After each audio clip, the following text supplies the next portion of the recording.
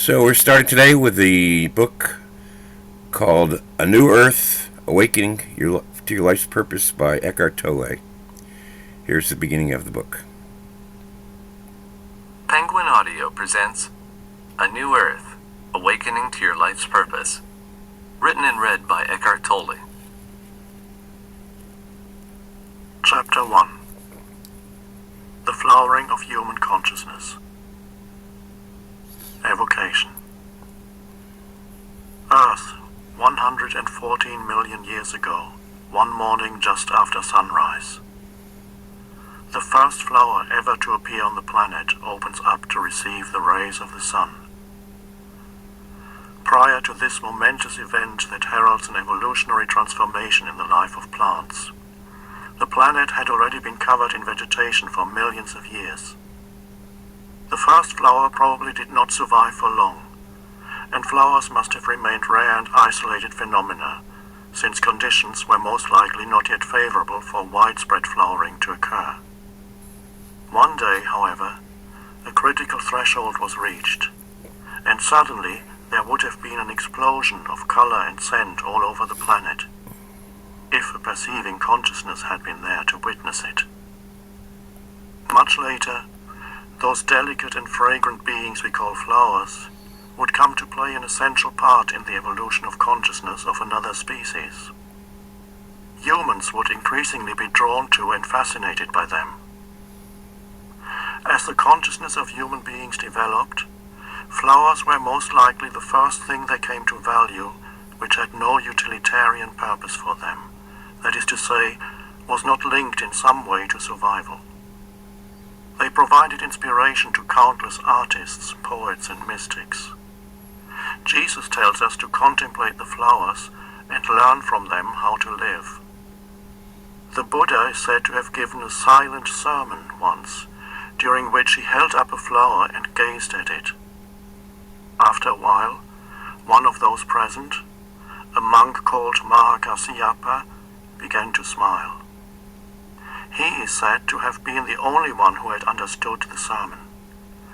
According to legend, that smile, that is to say realization, was handed down by 28 successive masters and much later became the origin of Zen.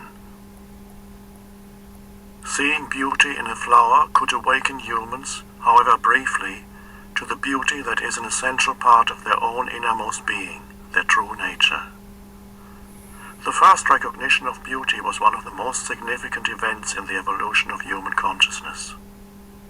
The feelings of joy and love are intrinsically connected to that recognition. Without fully realizing it, flowers would become for us an expression in form of that which is most high, most sacred, and ultimately formless within ourselves.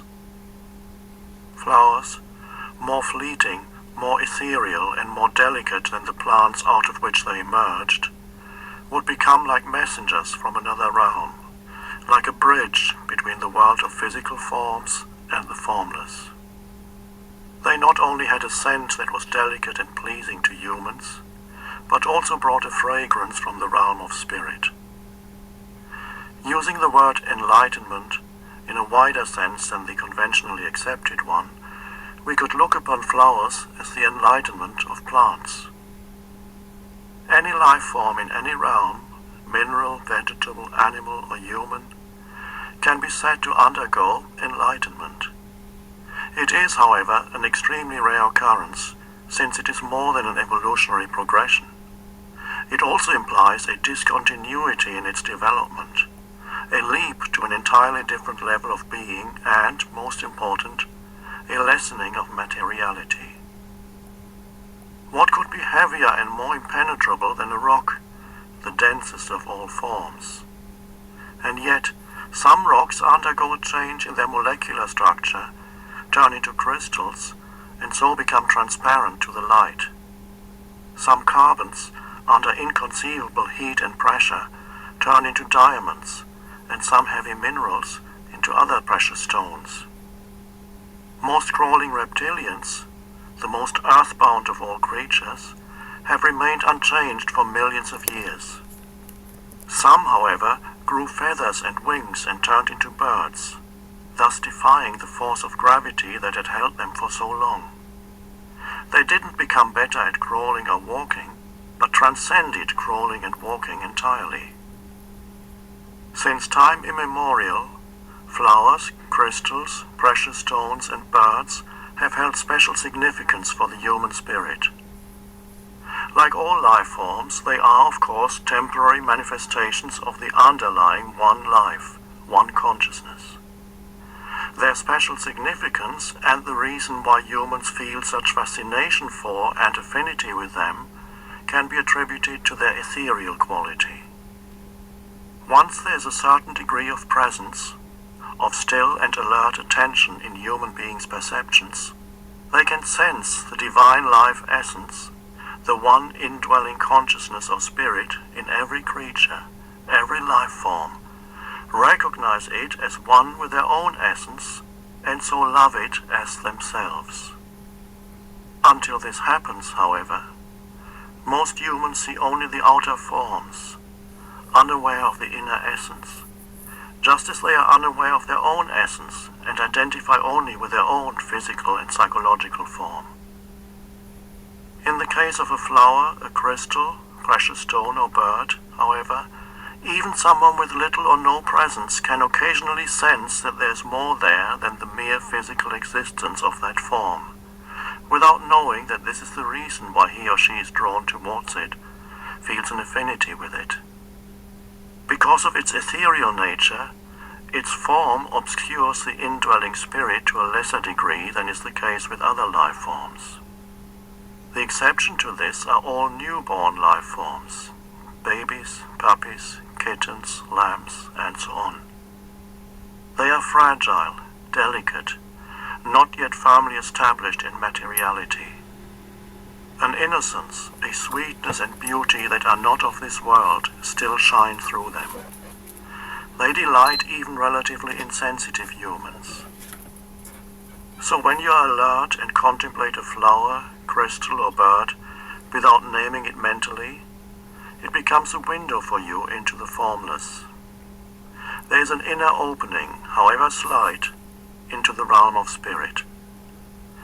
This is why these three enlightened life forms have played such an important part in the evolution of human consciousness since ancient times. Why, for example, the jewel in the lotus flower is a central symbol of Buddhism, and the white bird, the dove, signifies the Holy Spirit in Christianity. They have been preparing the ground for a more profound shift in planetary consciousness that is destined to take place in the human species. This is the spiritual awakening that we are beginning to witness now.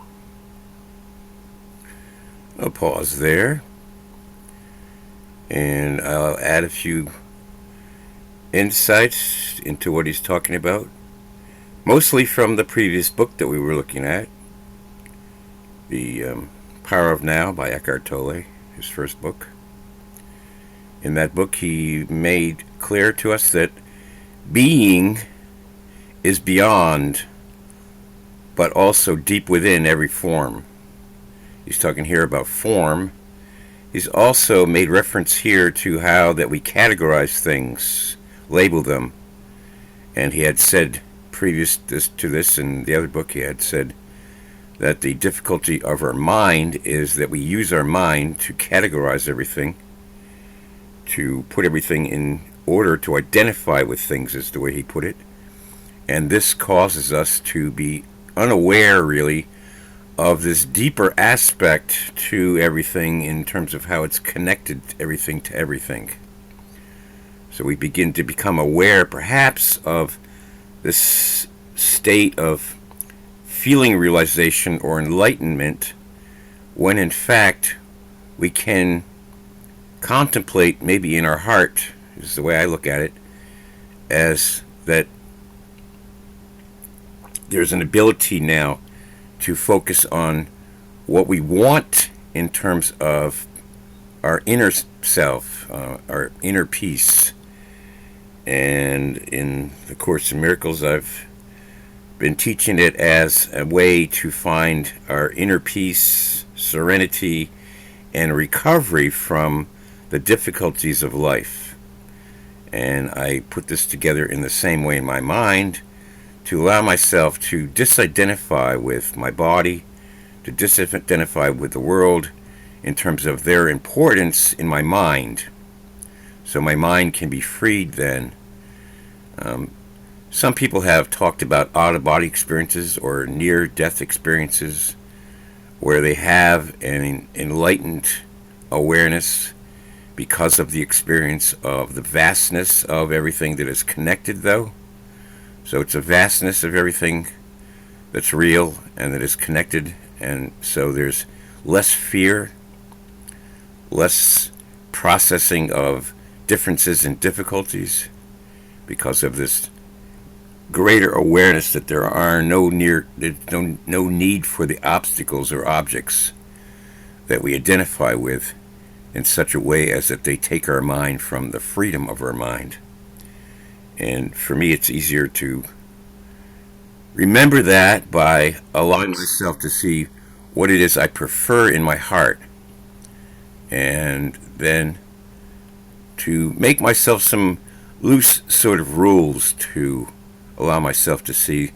To me, the most important aspect of myself is that freedom of my mind to allow me to return always to peace.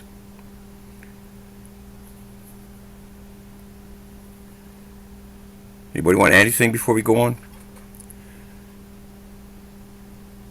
Eckhart had said earlier also in The Power of Now that enlightenment sometime, I think he says it in this book also, I think he talks about how enlightenment sometimes conjures up the idea of something sort of supernatural and mysterious. And I don't really think of it that way anymore, at least anyway. I don't really think of it as mysterious at all. I think Neither do I. the fact of it, there's a great deal of choice making involved in it, though. Go ahead, Irene. Um, Eckhart was fundamental to me with this book. I had my heart attack and near-death experience in 2005, and it was another 3 years before I was able to identify what had happened to me. And his sharing in this book of the pain body made it oh so much easier to work through all of that confusion after a near-death experience. There was no clarity for me. There was nothing that way. So this book was very helpful that way, as was The Power of Now. So thank you for doing this. Yeah, you're welcome. I've never done this one before, with a group, I mean. Right. And he has another book, Stillness Speaks, for those of you that are interested, possibly. It to me, these 3 books they're just fantastic for anybody at any stage in their life. So He's going to go on and talk about some key aspects here of what is involved in being able to put aside our difficulties with our mind and to concentrate instead on what it is that we're able to glean in our more peaceful state.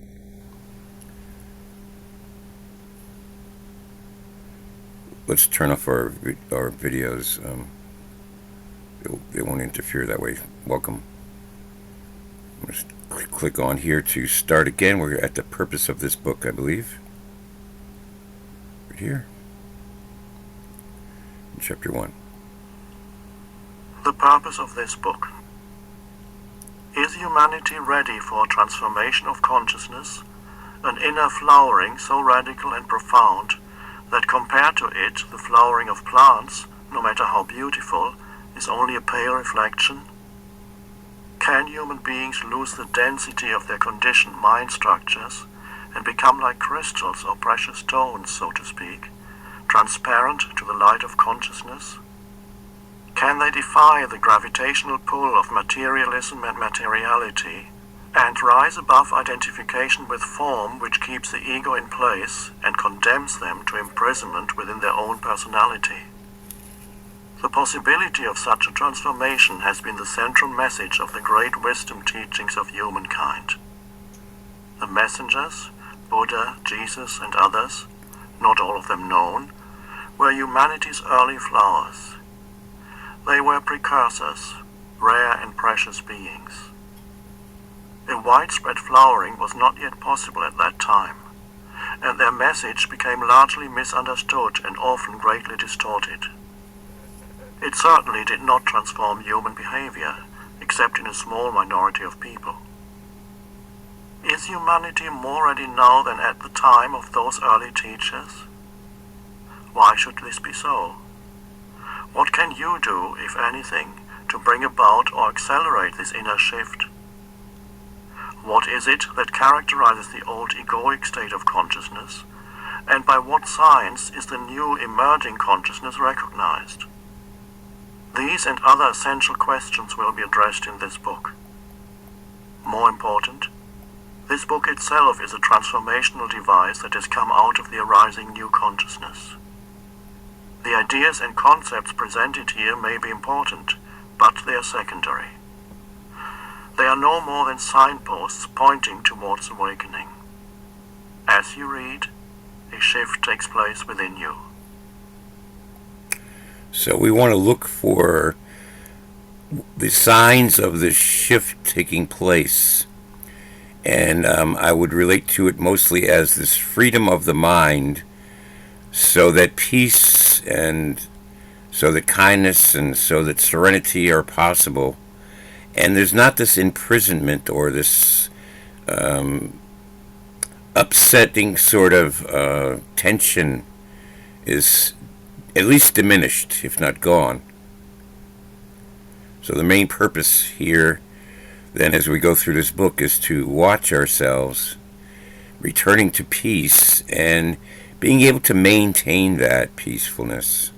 That's the most important thing, is being able to choose that as very important and eventually more important than responses or replies to what's going on in the world outside of ourselves. Eventually to see that, in fact, there's nothing of need really greatly pulling us away from this inner peace. Maybe an occasional emergency would crop up. That's possible. But otherwise, aside from that, aside from life-saving type of activities or whatever, we have plenty of time to actually be able to work within our peaceful place, so not to be pulled away from that, back into the prison of feeling that things are unfair, wrong, too difficult, and so on like that. Those are all obsessiveness that's related to the ego. They have nothing to do, really, with our true needs. They have only to do with the fight or flight sort of survival-oriented, imprisoned mind that we have become accustomed to, unfortunately. So we're not even really aware that there's this freedom available to us, maybe some of us. But we're going to find that out here, that it is available to all of us. Anybody else? This book's main purpose is not to add new information or beliefs to your mind or to try to convince you of anything, but to bring about a shift in consciousness, that is to say, to awaken. In that sense, this book is not interesting. Interesting means you can keep your distance, play around with ideas and concepts in your mind, agree or disagree. This book is about you. It will change your state of consciousness, or it will be meaningless. It can only awaken those who are ready. Not everyone is ready yet, but many are. And with each person who awakens, the momentum in the collective consciousness grows, and it becomes easier for others. If you don't know what awakening means, read on. Only by awakening can you know the true meaning of that word. A glimpse is enough to initiate the awakening process, which is irreversible. For some, that glimpse will come while reading this book. For many others, who may not even have realized it, the process has already begun. This book will help them recognize it. For some, It may have begun through loss or suffering. For others, through coming into contact with a spiritual teacher or teaching, through reading The Power of Now or some other spiritually alive and therefore transformational book, or any combination of the above. If the awakening process has begun in you, the reading of this book will accelerate and intensify it. An essential part of the awakening is the recognition of the unawakened you, the ego as it thinks, speaks and acts, as well as the recognition of the collectively conditioned mental processes that perpetuate the unawakened state. This is why this book shows the main aspects of the ego and how they operate in the individual as well as in the collective. This is important for two related reasons. The first is that unless you know the basic mechanics behind the workings of the ego, you won't recognize it, and it will trick you into identifying with it again and again. This means it takes you over, an imposter pretending to be you. The second reason is that the act of recognition itself is one of the ways in which awakening happens. When you recognize the unconsciousness in you, that which makes the recognition possible is the arising consciousness, is awakening. You cannot fight against the ego and win, just as you cannot fight against darkness.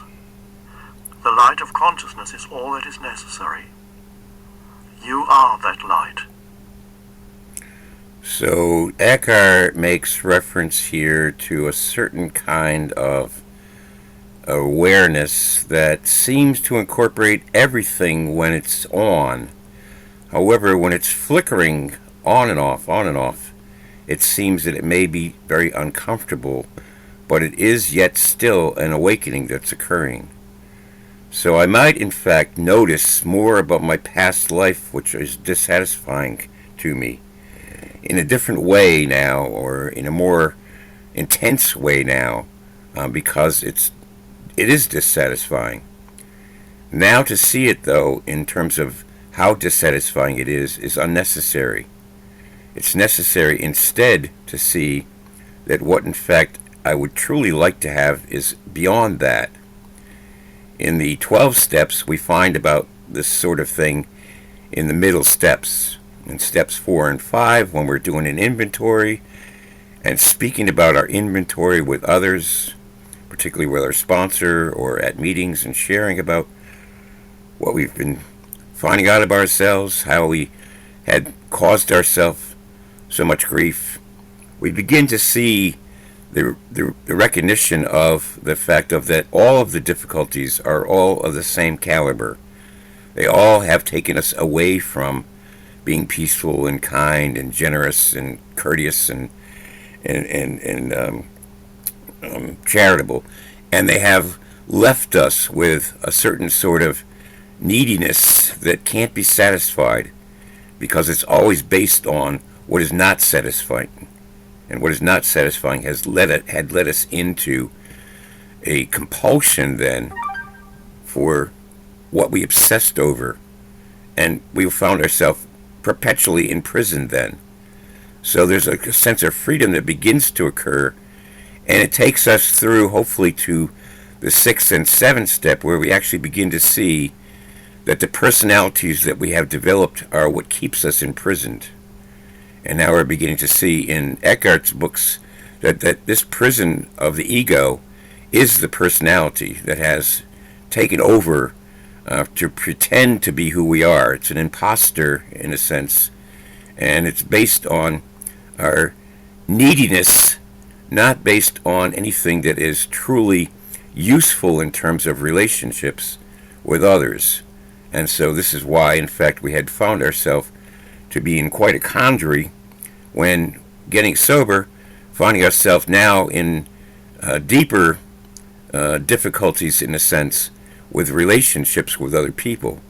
Now, them being more important to us than our addiction, we now find ourselves sometimes with a more troubled mind to some degree, or at least having to live through the more difficult troubling of the mind, which we had before not had to live through because of our addiction that would replace our neediness with something that was totally artificial, but which also would make us more likely to suffer the consequences of all that time when in fact we began to wake up to the truth that we don't want to be without relationships, without peace, without inner strength, which we had lost in our addictions. So a lot of things go on in the mind when we're in some sort of recovery, whatever it is. And suffering sometimes is the pathway to get here, to get to this point where we say to ourselves, this is enough. I've had enough for sure. Let me see what's out there, how I can learn more about myself to find myself able to process all of what seems to be going on in the world without having to use an addiction, without having to drink or drug or whatever else I might have been obsessed about. Anybody want to add anything before we go on to our inherited dysfunction? Here's where he's going to talk about it in terms of the way he sees it. I put in my 2 cents about it already.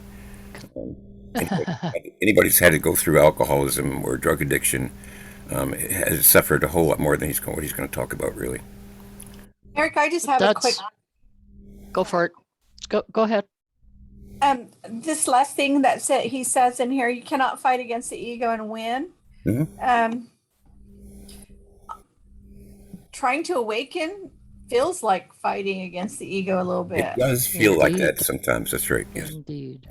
Yes, it does. And so the solution to that would be more prayer, meditation, and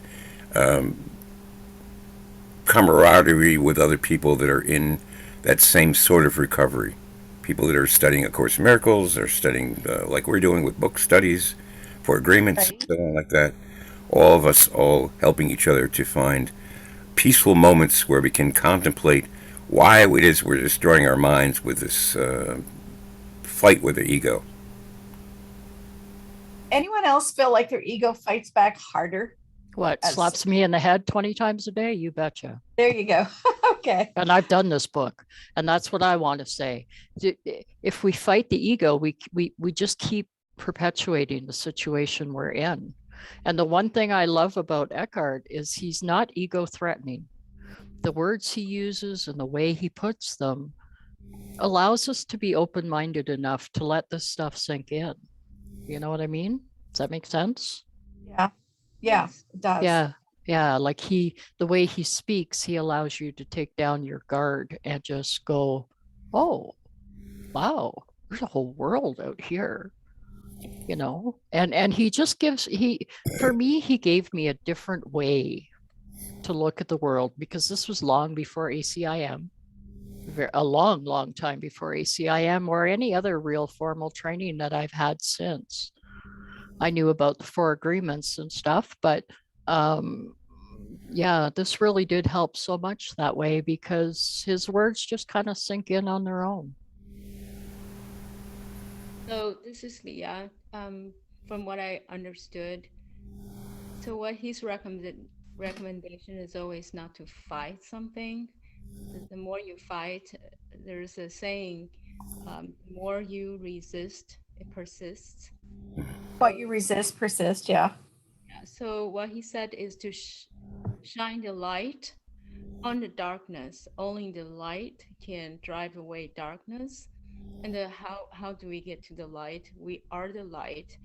But even myself, I've read Eckhart for a very long time, all his books. And to have to be aware that we are the awareness, we are the light, that we are not the egoic entity, not our experiences, thoughts, mind. That's not the deep I. That's the small me. And to have that awareness of that deep I is sort of essential for us to realize we are the light. Therefore, that awareness is like a light shining on the ego, then the ego wouldn't have such a grip on us. That's my understanding. Very good. And Well, the way I look at it is, if I have to attack anything, it's because I'm not real. My emotions, my thoughts, and my difficulties are all appearing more real to me than really I am.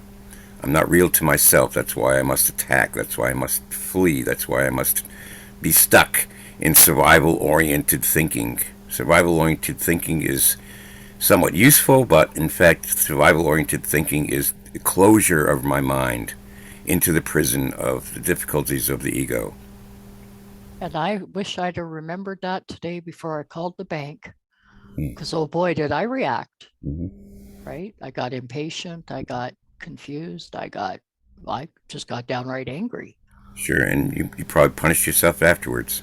Well, thankfully, I didn't punish the poor gal I was talking to. That's good. But yeah, that seems to be the cycle, right? Thank you. Try to keep our calm. The one thing that works far more than anything else is to keep our calm when, in fact, things get to be sort of troubling to our mind. It's all going to go wrong in the troubled mind for a time. However, when we get calm, then things can begin to return back to a peaceful norm.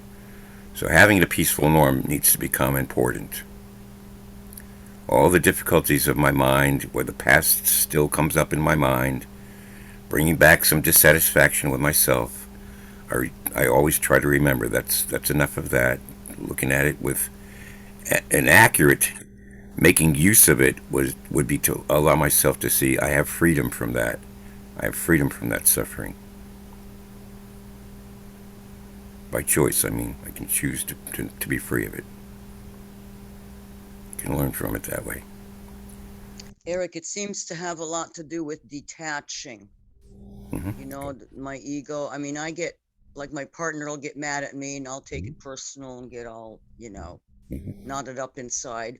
Or he gets mad at me and I think, well, that's on him, and I detach. It's two different experiences. And I think one is the ego's involved. How dare you talk to me that way? That's ego. So I sometimes I notice it more when I'm not in ego than when I'm in ego. I know the family groups make that an important part of recovery because their family members are suffering from something that is causing them to be disturbing. Yeah, trying to control us. Mm-hmm. And so, in fact, they're told from the beginning, detach with love. It takes a long time to understand what detach with love really means, but it's a start. I forgot the love part. Yeah, it's a start to remember to detach, though. Yes, exactly. Okay.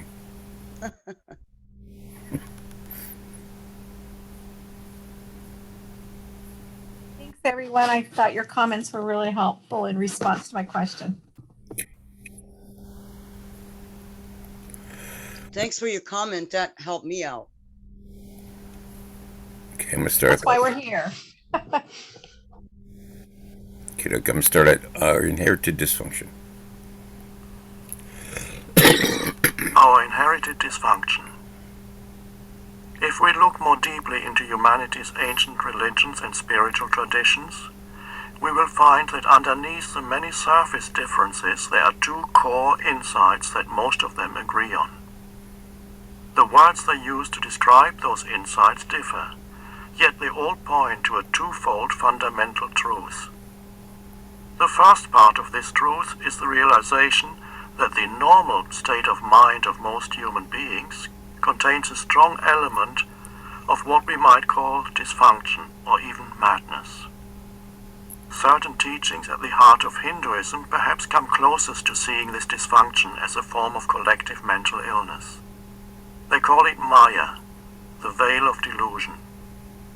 Ramana Maharshi, one of the greatest Indian sages, bluntly states, "The mind is Maya." Buddhism uses different terms. According to the Buddha, the human mind in its normal state generates dukkha, which can be translated as suffering, unsatisfactoriness, or just plain misery.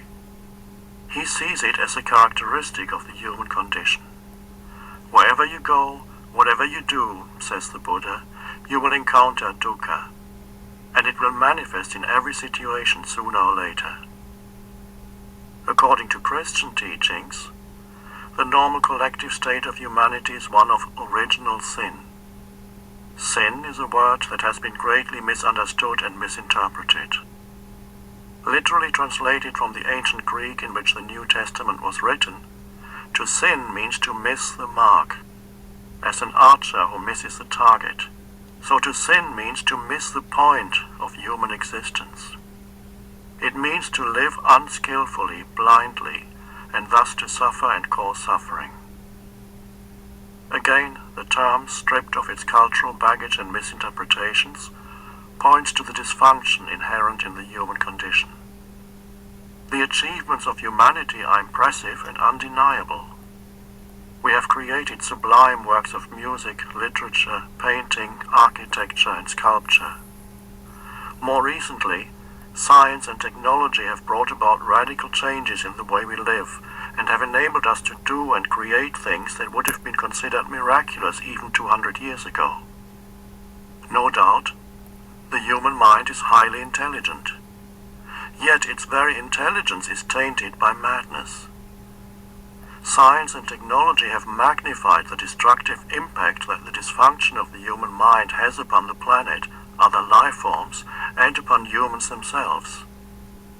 That is why the history of the 20th century is where that dysfunction, that collective insanity, can be most clearly recognized.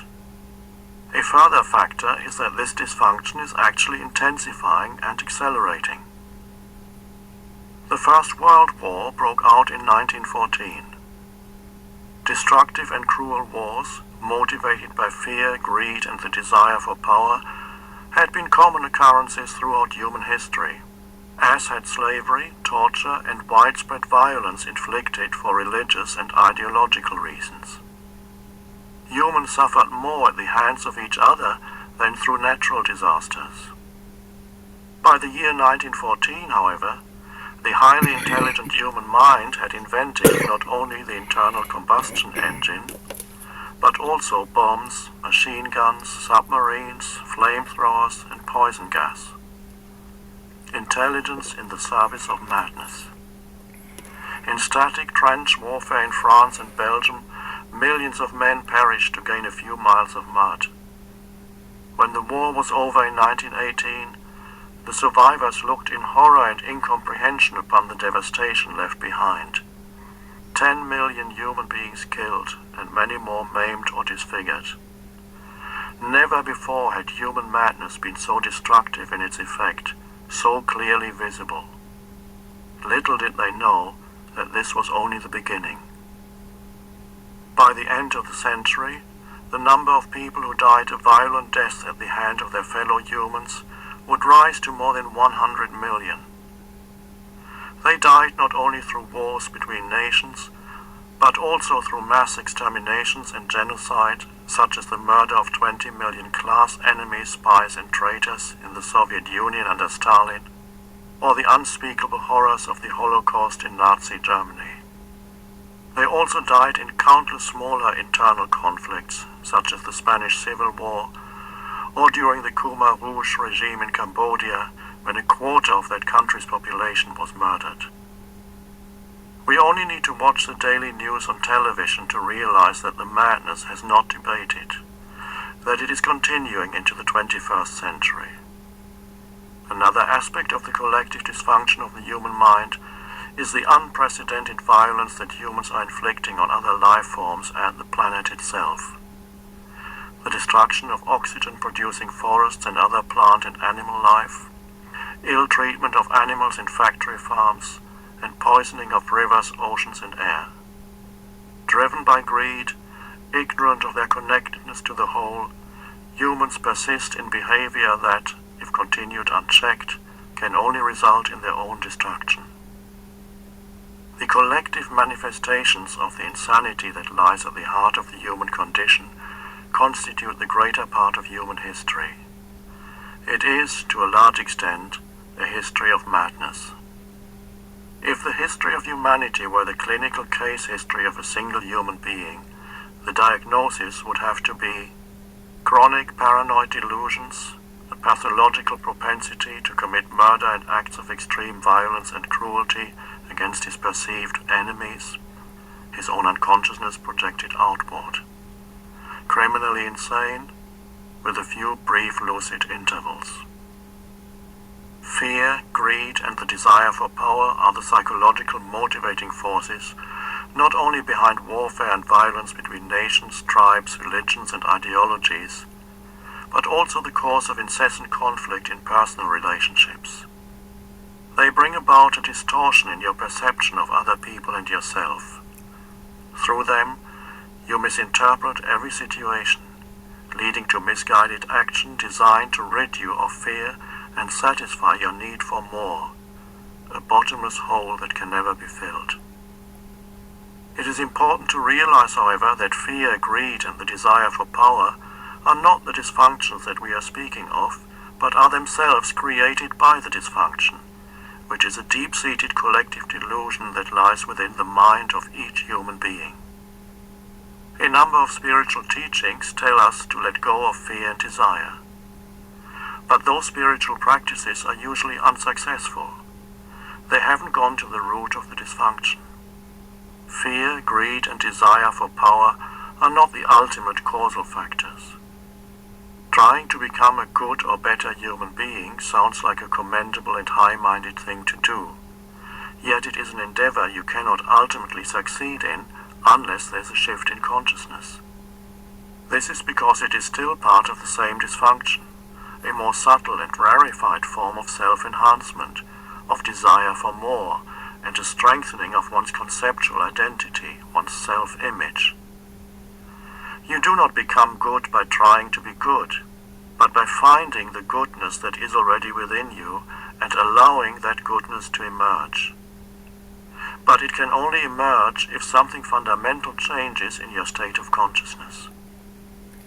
So I'm going to pause it there for a moment because this is an important concept here that he's awakening our minds to, our consciousness to. He's allowing us to see that, in fact, not only can't we fight against the ego, but we also can't choose to be good.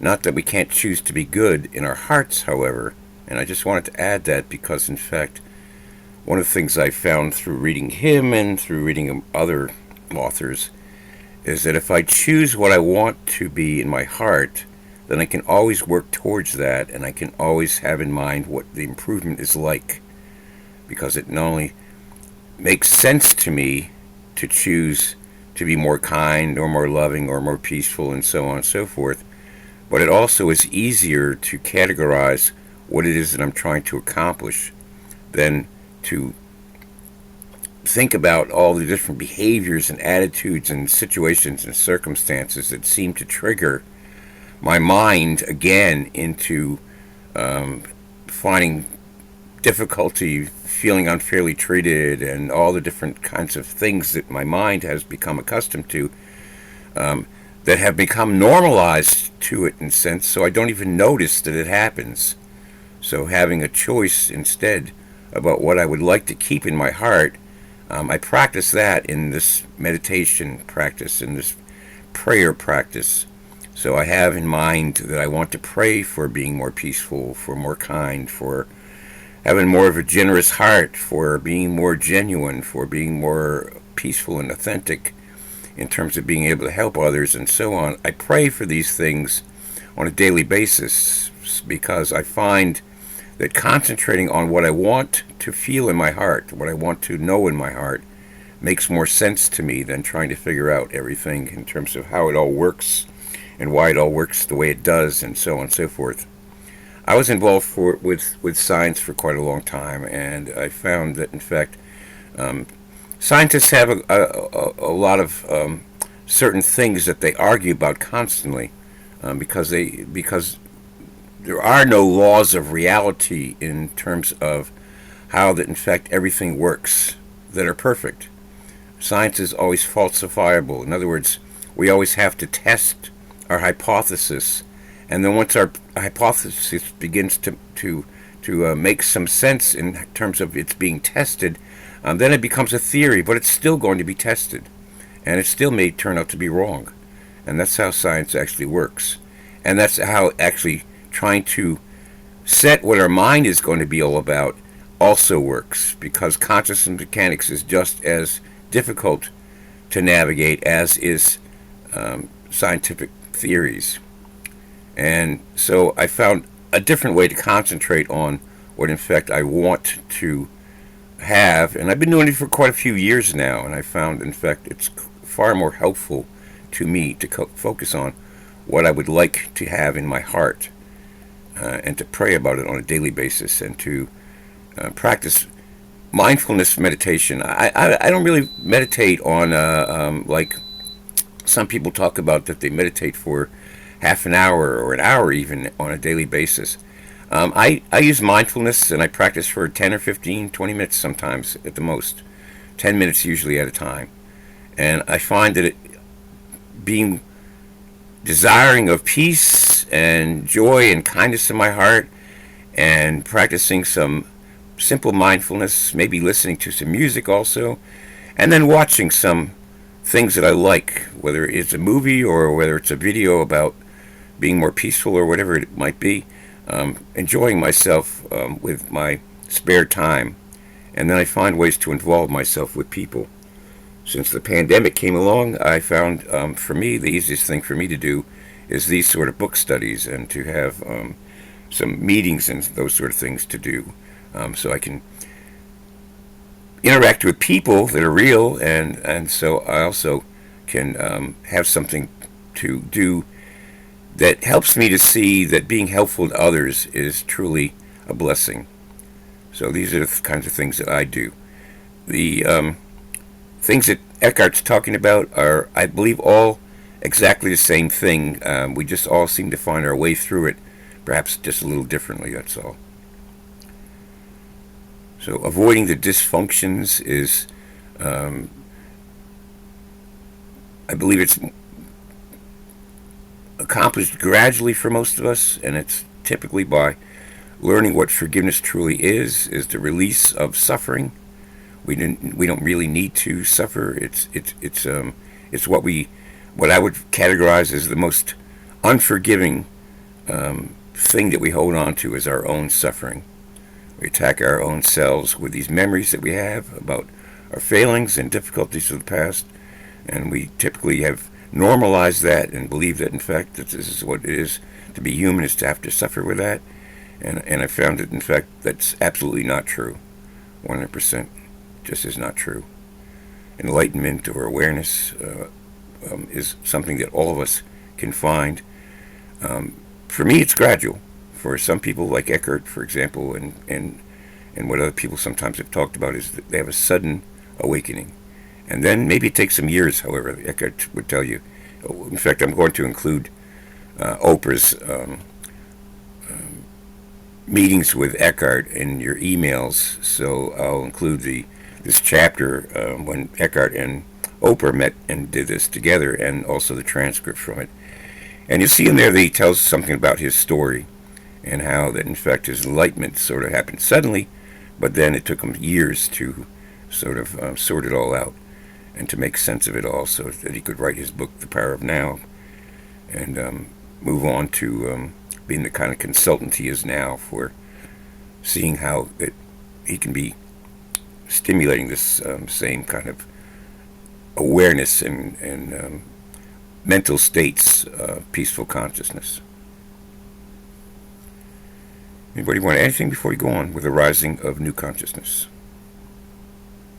Actually, Eric, can I ask you a question that maybe you don't want to answer in this group, but I was listening to Oprah and Eckhart on YouTube, and they talked about this thing about where you draw a lot of strength from groups, being a part of this, and he mentioned that it has to go deeper than that. You can't, if you can only find this within groups, then you're not I don't know, you're not going deep enough.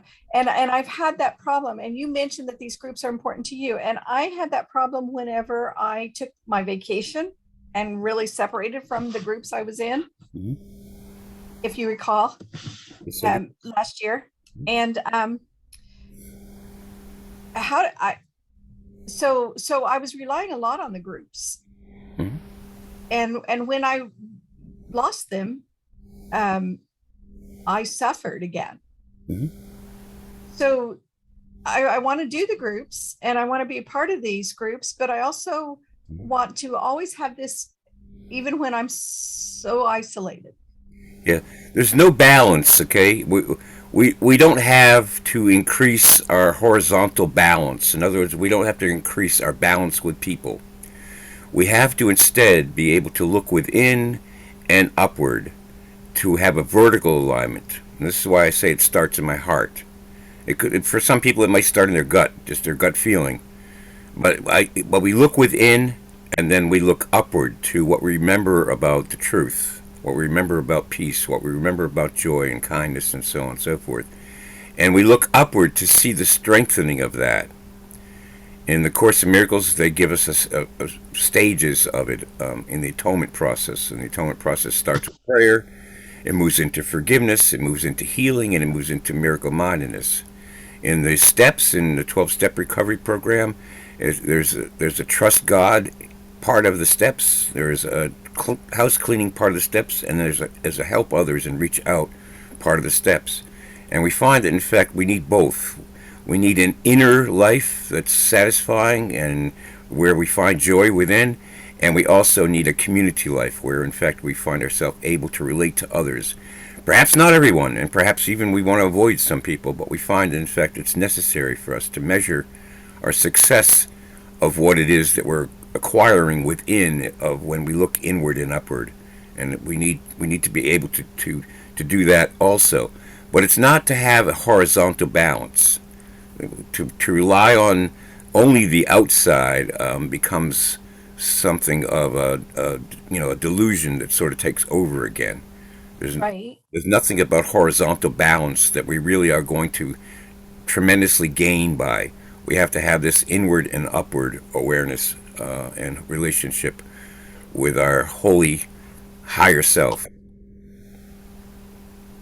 And so that's the other half of my question. If you isolate, you're very, very good at keeping your peace of mind isolated. How to articulate this? What good is that if you can't? I mean, you have to take that out as well. Right. We have to have a measure of success. That's true. Yes. Right. Okay. There you go. That's it. Measure of see success. Progress that way. Strengthening has to lead to increasing. Increasing, therefore, has to occur in the world, such as that we can see it in community. But it's not. Is that what A Course of Miracles means when it says to extend? Yes, it's not a balance. That we don't find a middle place between guilt and willful suicide. We find we don't need them. Yeah, okay, perfect. That's excellent wording. Thank you.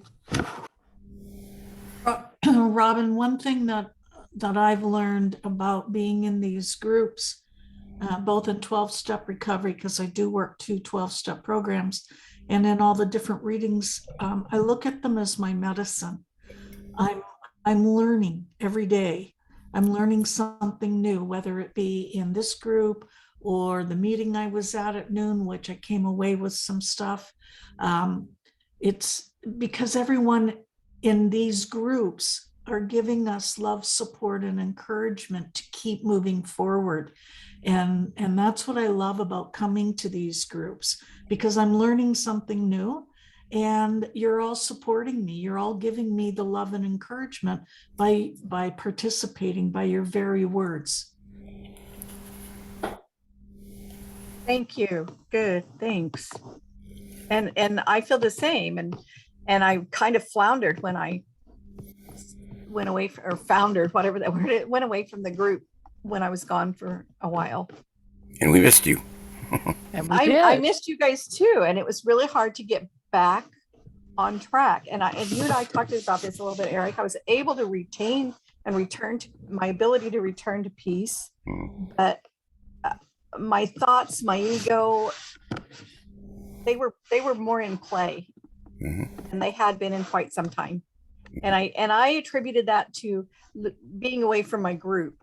But then to hear that if you fluctuate like that when you don't have your group, you haven't gone deep enough. That was a little disheartening, I guess. Yeah, we do have to we have to be able to weather through that oscillating. The oscillating is part of awareness. He mentioned it earlier on. He said that until we begin to see the oscillating, until we begin to see the fluctuating back and forth. Yes. That is a part of awakening. That is the sign of awakening, right? It is very much so, Robin.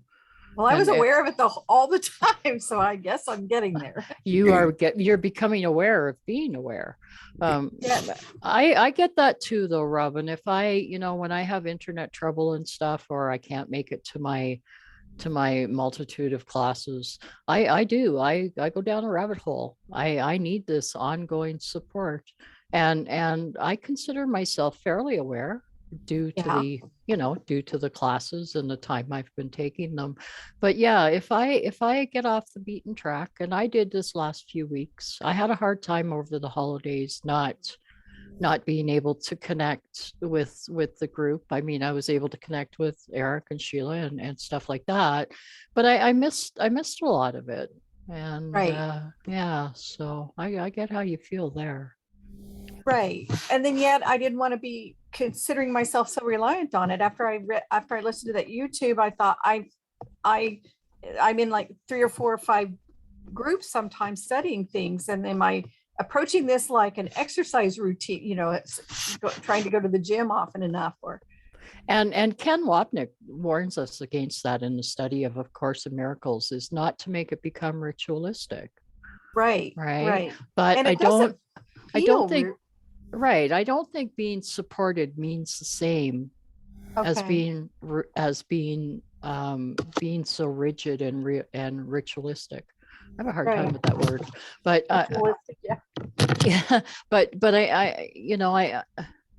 I went through a long period, and when I say long, I say probably about 3-4 years, and maybe I still go through it now, where I don't think I'm doing it right. I don't think I'm asking the right questions. I don't think so those things are what remind me about how wonderful the group support is. Right. That's a good point, and I should quit worrying about if I'm doing it right. and I mean, as long as you're feeling balanced about it, then it should be okay, right? I'm learning, and that's exciting to me. And that's all these groups I'm learning in. And we get so many different viewpoints here. We do. I was just a little alarmed by looking back and thinking how off track I felt when I wasn't with my groups. But it's possible I just wasn't ready to go so support free. I don't know that we ever are. People go to church every Sunday for their entire lives. In a way, I kind of hope we never are. Yeah, I don't. That's what draws us to this communities.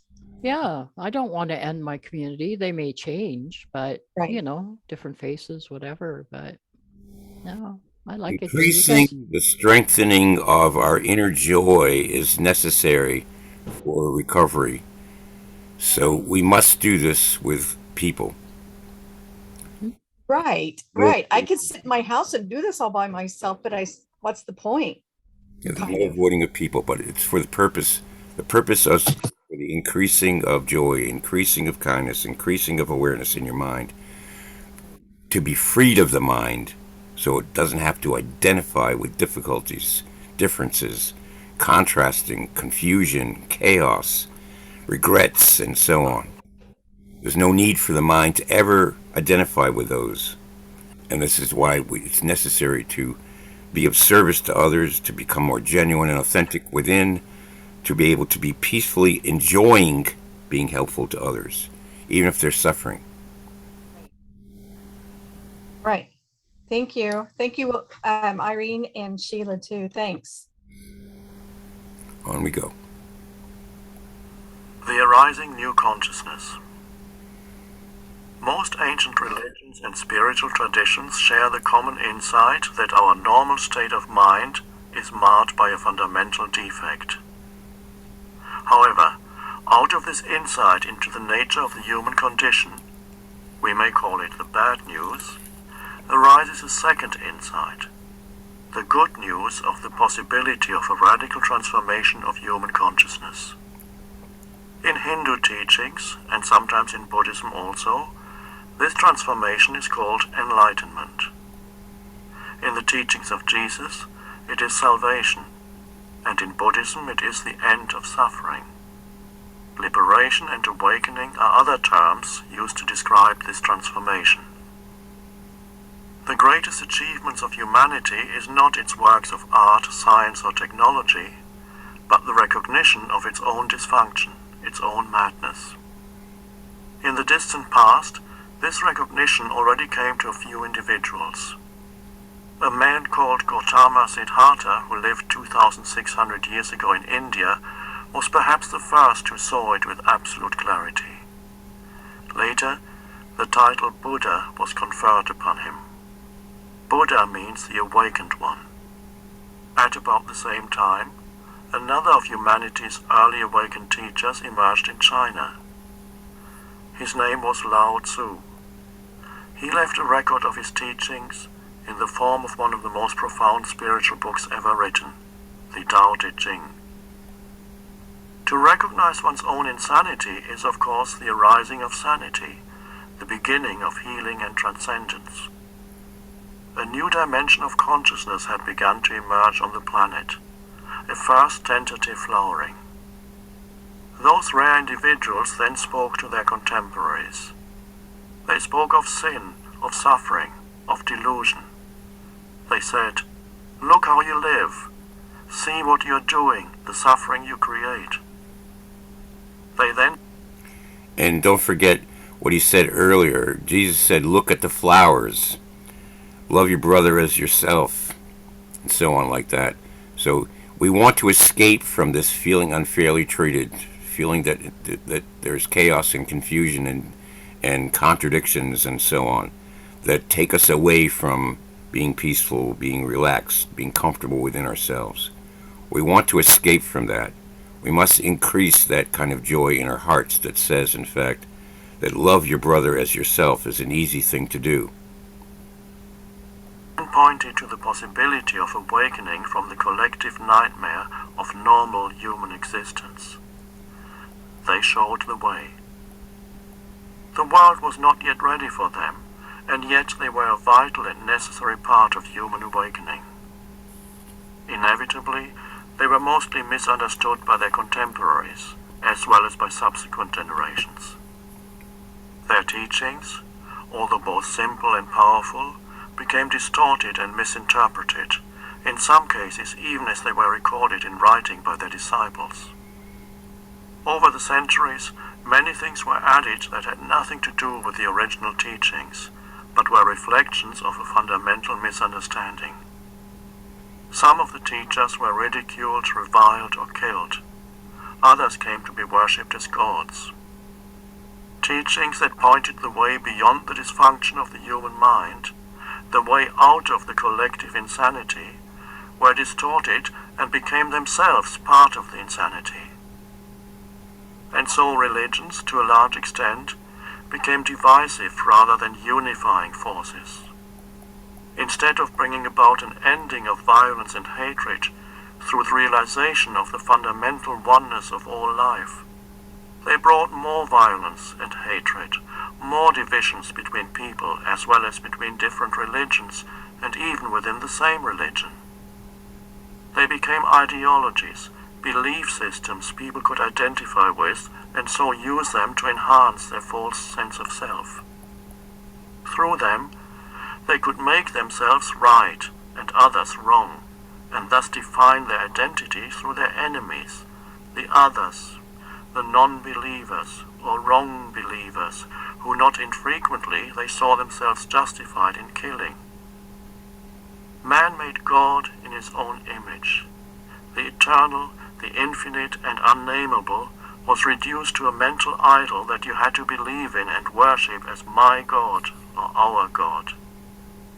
And yet, in spite of all the insane deeds perpetrated in the name of religion, the truth to which they point still shines at their core. It still shines, however dimly, through layers upon layers of distortion and misinterpretation. It is unlikely, however, that you will be able to perceive it there unless you have at least already had glimpses of that truth within yourself. Throughout history, there have always been rare individuals who experienced a shift in consciousness and so realized within themselves that towards which all religions point. To describe that non-conceptual truth, they then used the conceptual framework of their own religions. Through some of those men and women, schools or movements developed within all major religions that represented not only a rediscovery, but in some cases an intensification of the light of the original teaching. This is how Gnosticism and mysticism came into existence in early and medieval Christianity, Sufism in the Islamic religion, Hasidism and Kabbalah in Judaism, Advaita Vedanta in Hinduism, Zen and Dzogchen in Buddhism. Most of these schools were iconoclastic. They did away with layers upon layers of deadening conceptualization and mental belief structures. And for this reason, most of them were viewed with suspicion and often hostility by the established religious hierarchies. Unlike mainstream religion, their teachings emphasized realization and inner transformation. It is through those esoteric schools or movements that the major religions regained the transformative power of the original teachings, although in most cases only a small minority of people had access to them. Their numbers were never large enough to have any significant impact on the deep collective unconsciousness of the majority. Over time, some of those schools themselves became too rigidly formalized or conceptualized to remain effective. Spirituality and religion. What is the role of the established religions in the arising of the new consciousness?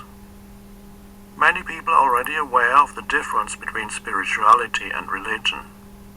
They realize that having a belief system, a set of thoughts that you regard as the absolute truth, does not make you spiritual, no matter what the nature of those beliefs is. In fact, the more you make your thoughts, your beliefs, into your identity, the more cut off you are from the spiritual dimension within yourself. Many religious people are stuck at that level. They equate truth with thought, and as they are completely identified with thought, their mind, they claim to be in sole possession of the truth in an unconscious attempt to protect their identity. They don't realize the limitations of thought. Unless you believe, think, exactly as they do, you are wrong in their eyes, and in the not-too-distant past they would have felt justified in killing you for that. And some still do, even now. The new spirituality, the transformation of consciousness, is arising to a large extent outside of the structures of the existing institutionalized religions. There were always pockets of spirituality even in mind-dominated religions, although the institutionalized hierarchies felt threatened by them and often tried to suppress them. A large-scale opening of spirituality outside of the religious structures is an entirely new development.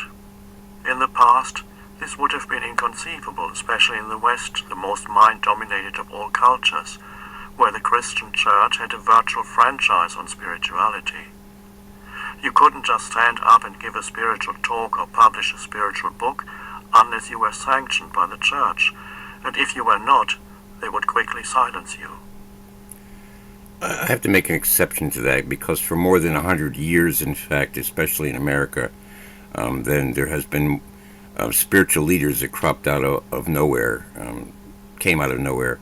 So I just have to make an exception to that. It's not that he's completely false here about what he's saying, but in fact, in the New Age movement, in fact, in the other areas of development of spirituality, America has been rich with various different pockets of successes in all different areas of spiritually related sort of teachings.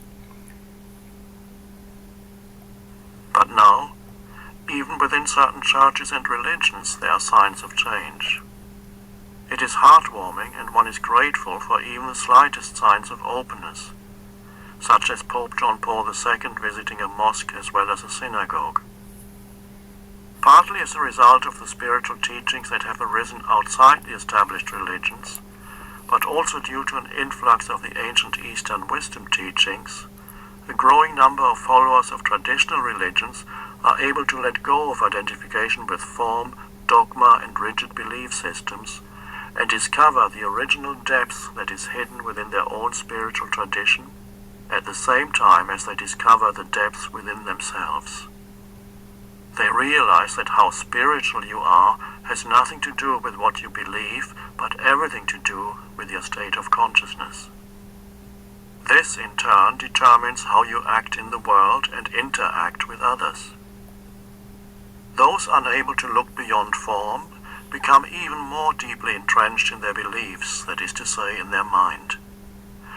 We are witnessing not only an unprecedented influx of consciousness at this time, but also an entrenchment and intensification of the ego. Some religious institutions will be open to the new consciousness.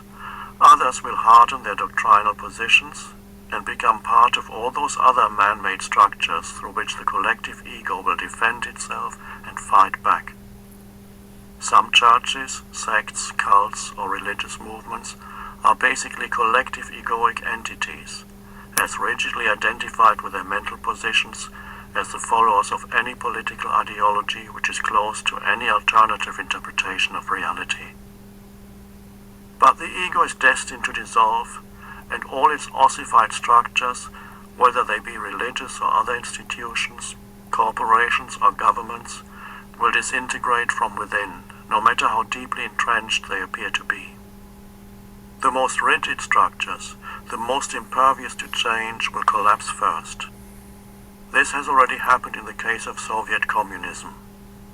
How deeply entrenched, how solid and monolithic it appeared, and yet within a few years it disintegrated from within. No one foresaw this. All were taken by surprise.